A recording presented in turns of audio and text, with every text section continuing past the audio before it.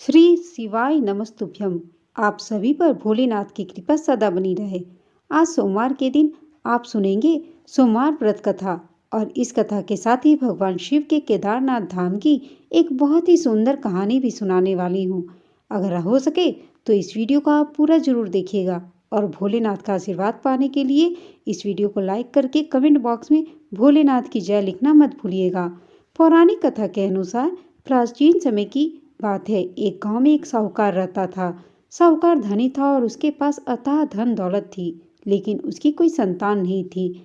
साहूकार भगवान शिव को प्रसन्न करने के लिए सोमवार को व्रत रखता था और व्रत के दौरान वह विधि पूर्वक भगवान शिव और देवी पार्वती की पूजा और शाम को प्रदोष काल के समय शिवलिंग पर दीपक भी जलाता था। साहूकार की भक्ति और पूजा अर्चना को देखकर एक दिन माता पार्वती ने भगवान शिव से कहा, हे प्रभु, यह साहूकार तो आपका परम भक्त है। हर सोमवार को विधि विधान से आपकी पूजा भी करता है। मुझे लगता है कि आपको इसकी मनोकामना अवश्य ही पूर्ण करनी चाहिए। तब भगवान शिव ने देवी पार्वती की बात सुनकर कहा, हे गौरी, यह संसार एक कर्म क्षेत्र है। जैसे एक किसान अपने खेत में बीज बोता है तो कुछ समय बाद उसे पेड़ मिलता है, ठीक उसी तरह इस संसार में आदमी जैसा भी कर्म करता है तो उसे वैसा ही फल मिलता है। लेकिन माता पार्वती ने भोले भंडारी से दोबारा आग्रह किया और कहा, हे नाथ, फिर भी आप इसकी मनोकामना को पूर्ण कर दीजिए, क्योंकि यह आपका परम भक्त है और अगर आप अपने भक्तों की इच्छा को पूर्ण नहीं करेंगे तो फिर भला भक्त आपकी पूजा आराधना क्यों करेंगे। माता पार्वती के इतना आग्रह करने पर भगवान शिव ने कहा, हे देवी, यह धनवान साहूकार है और इसका कोई भी पुत्र नहीं है, इसलिए यह सदैव चिंतित रहता है। हालांकि इसके भाग्य में किसी संतान का योग नहीं है, परंतु आपके आग्रह करने पर मैं इसे पुत्र प्राप्ति का वरदान देता हूँ। लेकिन इसका पुत्र केवल 12 साल तक ही जीवित रहेगा। मैं इससे ज़्यादा कुछ नहीं कर सकता। फिर रात भगवान शिव ने साहूकार को स्वप्न में दर्शन दिए और कहा कि उसे जल्द ही पुत्र की प्राप्ति होगी, लेकिन उसका पुत्र दीर्घायु नहीं बल्कि केवल 12 वर्ष तक ही जीवित रह पाएगा। यह बात सुनकर साहूकार न तो प्रसन्न हुआ और न ही ज्यादा दुखी हुआ। स्वप्न में सब कुछ जानने के बाद भी साहूकार ने पूजा अर्चना जारी रखी और कुछ दिनों बाद साहूकार की पत्नी गर्भवती हो गई और उसने एक सुंदर बालक को जन्म दिया। बालक के जन्म से घर पर हर्षोल्लास का माहौल था, लेकिन साहूकार खुश नहीं था, क्योंकि उसे पता था कि उसके बालक का जीवन केवल 12 वर्ष तक का ही है और उसने किसी को भी यह बात नहीं बताई थी। जब वह बालक 11 वर्ष का हुआ तो साहूकार की पत्नी ने बालक के विवाह की बात साहूकार से कही, लेकिन साहूकार ने इस बात से इनकार कर दिया और उसे शिक्षा के लिए काशी भेज दिया। साहूकार ने बालक के मामा को बुलाया और पैसे देकर उन्हें बालक के साथ काशी जाने का आदेश दिया। साहूकार ने मामा भांजे से कहा कि वह काशी जाते समय रास्ते में यज्ञ कराते हुए और ब्राह्मणों को भोजन कराते हुए जाए। दोनों मामा भांजे ने ऐसा ही किया। काशी जाते समय जिस रास्ते से मामा भांजे गुजर रहे थे, उसका राजा अपनी पुत्री का विवाह एक ऐसे राजकुमार से करवा रहा था जो काना था। उधर दूल्हे का पिता इस बात से चिंतित था कि अगर दुल्हन पक्ष को पता चल गया तो राजकुमारी विवाह के लिए मना कर देगी। इसलिए उसने जब साहूकार के पुत्र को देखा तो उसने सोचा कि मैं अपने बालक के स्थान पर तौर पर इस बालक को बिठा दूंगा और दुल्हन के पक्ष वालों को पता भी नहीं चलेगा। दूल्हे के पिता ने साहूकार के पुत्र को इस बात के लिए तैयार किया और वह बालक तैयार हो गया। इस तरह उस बालक ने दूल्हे के कपड़े पहन लिए और घोड़ी पर चढ़कर तोरण की रस्म को पूरा किया।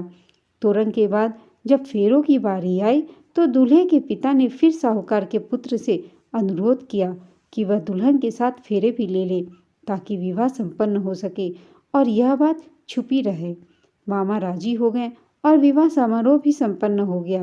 विवाह संपन्न होने के बाद मामा भांजी काशी के लिए प्रस्थान कर गए, परंतु साहूकार के पुत्र ने दुल्हन के कपड़ों पर लिख दिया कि तुम्हारा विवाह तो मुझसे हुआ है, लेकिन तुम जिसके साथ विदा किए जाओगी वह एक आंख वाला व्यक्ति है और मैं काशी शिक्षा ग्रहण करने जा रहा हूँ।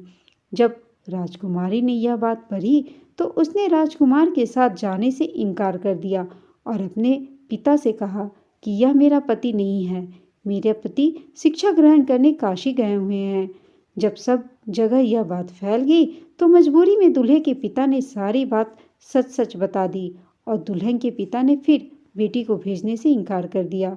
इधर मामा भांजे दोनों काशी पहुंच गए और बालक शिक्षा ग्रहण करने लगा। तब मामा ने यज्ञ करना शुरू कर दिया। जब साहूकार का पुत्र 12 वर्ष का हुआ तब एक दिन उसने अपने माँ से कहा कि उसकी तबीयत ठीक नहीं लग रही है और वह सोने के लिए अंदर जा रहा है। साहूकार का पुत्र अंदर सोने के कमरे में गया तो उसकी मृत्यु हो गई। थोड़ी देर बाद जब मामा अंदर पहुंचे तो उन्होंने बालक को मृत अवस्था में देखा और बहुत दुखी हुए, परंतु वह रो नहीं सकते थे, वरना उनका यज्ञ अधूरा रह जाता। इसलिए मामा वापस आकर यज्ञ करने लगे और यज्ञ पूरा करने के बाद और ब्राह्मणों को भोजन कराने के बाद मामा अपने मृत भांजे को देखकर विलाप करने लगे। ठीक उसी समय उसी मार्ग से भगवान शिव और देवी पार्वती जी जा रहे थे। माता पार्वती ने किसी के रोने की करुण आवाज सुनी तो भगवान शिव से कहने लगी, हे प्रभु, कोई मनुष्य रो रहा है, चलिए उसके दुख को दूर करते हैं। तब भगवान शिव और देवी पार्वती मामा के पास आईं और उन्होंने जब मृत बालक को देखा तो हैरान रह गए, क्योंकि वह भगवान शिव के आशीर्वाद से जन्मा साहूकार का पुत्र था। माता पार्वती ने कहा, हे नाथ, यह तो साहूकार का पुत्र है जिसे आपने 12 वर्ष तक जीवन जीने का वरदान दिया था, इसलिए आज 12 वर्ष की आयु पूरी होने पर वह मृत्यु लोक को चला गया है। देवी पार्वती ने मृत बालक को देखा तो उन्हें दया आ गई और भगवान शिव से हाथ जोड़कर कहने लगी, हे प्रभु, आप बस एक बार इस बालक को जीवन दान दे दीजिए, वरना इसके माता पिता जीते जी मर जाएंगे। माता पार्वती के कई बार आग्रह करने पर भगवान शिव ने उनकी बात मान ली और उस बालक को जीवन दान दे दिया। साहूकार का पुत्र जीवित हो गया और मामा भांजे अपने घर की ओर प्रस्थान कर गए। रास्ते में साहूकार का पुत्र उसी शहर से गुजरा जहां उसका विवाह हुआ था। दुल्हन के पिता ने बालक को पहचान लिया और मामा भांजे को लेकर महल में आ गए। फिर दुल्हन के पिता ने एक समारोह किया और अपनी पुत्री को धूमधाम से साहूकार के पुत्र के साथ भेज दिया। उधर जब साहूकार का बालक अपनी पत्नी के साथ घर पहुंचा तो उसके माता पिता अंदर कमरे में बंद होकर बैठे हुए थे। वह सोच रहे थे कि अगर उनका पुत्र सही सलामत वापस नहीं लौटा तो वह भूख प्यास से अपनी जान दे देंगे। तभी बालक के मामा ने कमरे के बाहर आकर उन्हें बताया कि उनका पुत्र जीवित है और विवाह करके वापस आ गया है। साहूकार ने बालक को जीवित देखा तो खुशी से उसका स्वागत किया और साहूकार का पूरा परिवार इस प्रकार खुशी खुशी जीने व्यतीत करने लगा। यह सब भगवान शिव की कृपा और सोमवार व्रत का ही प्रभाव था कि साहूकार का पुत्र अल्पायु होने के बाद भी दीर्घायु को प्राप्त हुआ। यह थी सोमवार व्रत की कथा। अब सुनिए भगवान शिव के केदारनाथ धाम की कहानी। बहुत समय पहले की बात है। भगवान शिव पर अटूट श्रद्धा और अटूट विश्वास रखने वाला उनका एक भक्त पैदल ही केदारनाथ धाम के दर्शन करने के लिए अपने घर से निकल पड़ा। कहते हैं कि हिंदू धर्म में धामों की यात्रा बड़ी किस्मत वालों को मिलती है, लेकिन धामों की यात्रा बहुत मुश्किल भरी होती है। तो जो बाबा भोलेनाथ का सच्चा भक्त था वह अपने घर से पैदल ही दर्शन करने के लिए निकल पड़ा। रास्ते में बहुत सारी मुश्किलों का सामना करते हुए और लोगों से केदारनाथ धाम का रास्ता पूछते पूछते वह उस रास्ते पर आगे बढ़ता जा रहा था। कहा जाता है कि भगवान भोलेनाथ सच्चे भक्त को पैदल चलते चलते 6 महीने का समय बीत गया। मन में उसके भगवान शिव के प्रति बहुत सच्ची लगन थी, तो आखिरकार एक दिन वह केदारनाथ धाम पहुंच ही गया। महीनों तक पैदल चलने की वजह से उस शिव भक्त के पैरों में छाले तक पड़ गए थे। कभी कभी तो उसे भूखे रहकर ही पैदल यात्रा करनी पड़ती थी। आखिरकार वह किसी तरह केदारनाथ धाम पहुंच गया। केदारनाथ धाम पहुंचते ही उसकी खुशी का ठिकाना नहीं था। वह मन ही मन अपने जीवन को धन्य मान रहा था। लेकिन भाग्य की विडंबना देखिए, जैसे ही वह मंदिर में पहुंचा तो केदारनाथ धाम के कपाट बंद होने वाले थे, जो कि 6 महीने के बाद ही खुलते। एक तो भूख प्यास से उसका बुरा हाल था, ऊपर से केदारनाथ धाम में पड़ने वाली ठंड ने उसके शरीर की सारी शक्ति को निचोड़ कर रख दिया। उसके पाँव में चलने तक की ताकत भी नहीं बची थी।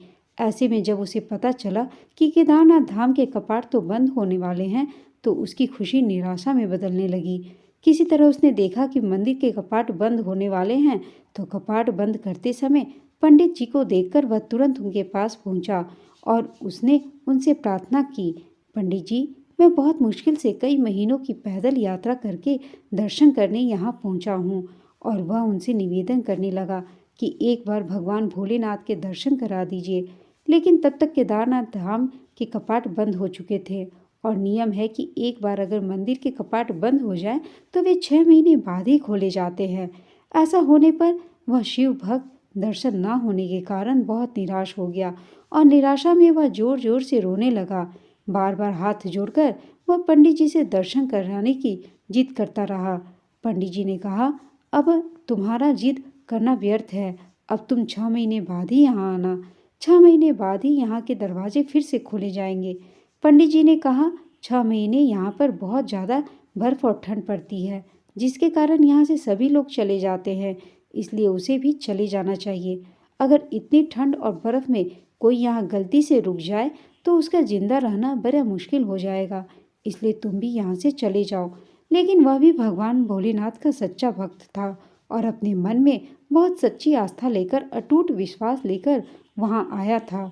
तो इस तरह मंदिर के कपाट तो बंद हो गए, लेकिन उसे रोते हुए वहीं रात बीत गई और उसे पूरा विश्वास था कि भगवान भोलेनाथ उसकी पुकार जरूर सुन लेंगे, क्योंकि वह काफ़ी दिनों से पैदल चलकर आया था। भूख प्यास भी उसे बहुत लगी हुई थी, लेकिन थकान की वजह से वह बिल्कुल निढाल हो गया। उसे खुद का भी होश नहीं रहा। इतने में ही उसे अपने पास किसी साधु के आने की आहट सुनाई दी। उसने किसी तरह अपनी बंद होती हुई आंखों को खोलकर देखा तो उसने देखा कि एक सन्यासी बाबा उसकी तरफ आ रहे हैं। जैसे ही वह साधु बाबा उसके पास आए तो उन्होंने उसका हालचाल पूछा। शिव भक्त ने बड़े सच्चे मन से उन्हें अपने मन की सारी बात बता दी। बाबा केदारनाथ के दर्शन ना कर पाने का दुख उसके चेहरे से साफ झलक रहा था। उसने बड़े ही दुखी मन से साधु बाबा को सारी बात बता दी। कहने लगा, बाबा, ऐसा लगता है कि मेरी सारी मेहनत बेकार चली गई, मेरा तो यहाँ आना ही बेकार हो गया। बाबा उसकी बातों को चुपचाप सुनते रहे और कहने लगे, बेटा, कल मंदिर जरूर खुलेगा, तुम दर्शन भी करोगे, परेशान बिल्कुल मत हो। इस प्रकार वह बाबा वहाँ से चले गए। थकान ज़्यादा होने की वजह से उस भक्त को बीच बीच में नींद आ रही थी और इस प्रकार वह बातें करते करते सो गया। और उस भक्त की जब सुबह आँख खुली तो उसने अपने आसपास बाबा को ढूंढना शुरू कर दिया जो उसे रात में मिले थे, लेकिन उसे तो वह बाबा कहीं भी दिखाई नहीं दिए। इससे पहले कि वह कुछ समझ पाता, उसने पंडित जी और कुछ लोगों को मंदिर की तरफ आते हुए देखा। पंडित जी उस भक्त को पहचान गए और उसे 6 मास तक उस ठंड में जिंदा देखकर हैरान रह गए। उसके बाद उस शिव भक्त ने पंडित जी को सारी बात कह सुनाई। कहने लगा, पुरोहित महाराज, मुझे कल ही तो यहाँ एक साधु बाबा दिखाई दिए थे। उन्होंने ही मुझे कहा कि कल को मंदिर के कपाट खुलने वाले हैं और आज आप सच मंदिर के कपाट खोलने के लिए आ भी गए। लेकिन जब पुरोहित महाराज ने उस भक्त की बात सुनी तो उन्हें यकीन ही नहीं हुआ। उन्होंने उस भक्त को बताया कि 6 महीने का समय बीत चुका है और 6 महीने के बाद तो केदारनाथ धाम के कपाट भी खुलने वाले होते हैं। भक्त को जब यह बात पता चली तो उसे बिल्कुल भी यकीन नहीं आया। जिसने भी इस बात को सुना वह हैरान रह गया। पंडित जी हैरान रह गए कि आखिरकार 6 महीने तक वो जिंदा कैसे रहा। तब पंडित जी समझ गए कि वो साधु बाबा और कोई नहीं बल्कि स्वयं भोलेनाथ थे। तब उन्होंने उस भक्त से कहा कि तुम्हें तो भगवान भोलेनाथ ने साक्षात दर्शन दिए थे और उन्होंने ही अपनी योग माया से तुम्हारे 6 महीने को केवल एक रात में बदल दिया था। भगवान शिव ने ही कालखंड को छोटा कर दिया और उन्होंने कहा, ऐसा सब कुछ तुम्हारी सच्ची श्रद्धा, तुम्हारी सच्ची भक्ति और उनके ऊपर अटूट विश्वास की वजह से हुआ। और इसके बाद वह भक्त भी भोलेनाथ के इस चमत्कार को समझ गया।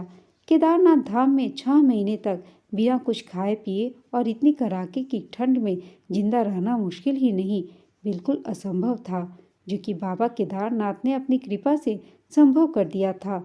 और इस प्रकार वह भक्त अपने जीवन को धन्य मानता हुआ वहां से केदारनाथ धाम के दर्शन करने के बाद सकुशल अपने घर पहुंच गया।